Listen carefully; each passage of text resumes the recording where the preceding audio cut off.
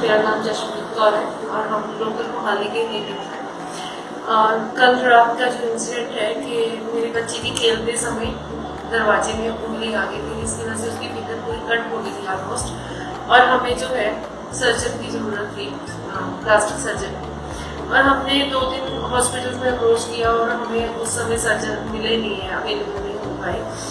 तो फिर हमें किसी ने रेफरेंस बताया सुबह हॉस्पिटल के बारे में। जब हमने यहाँ पे विजिट किया, इन्होंने कोई फर्दर फॉर्मेलिटीज नहीं की, इन्होंने आते ही हमें ट्रीट किया, हमारे पेशेंट को देखा, मेरी बच्ची को देखा, और इन्होंने अपने डॉक्टर को एट ए टाइम जो प्लास्टिक सर्जन है उनको बुलाया और उन्होंने इनका ट्रीटमेंट किया। अच्छे से इसकी सर्जरी हो गई और डॉक्टर जो हरमन मैम है उन्होंने भी बहुत अच्छे से बच्चे को टैकल किया, और जो स्टाफ है वो भी बहुत कोऑपरेटिव है और टोटली सेटिस्फाई है। मैं ये सजेस्ट करूँगी, अगर किसी को कोई भी बाई चांस तो बाई कभी भी किसी को कोई दिक्कत हो ही ना, लेकिन अगर इन केस किसी को ऐसी कोई दिक्कत होती है तो प्लीज़ यहाँ पे विजिट करें।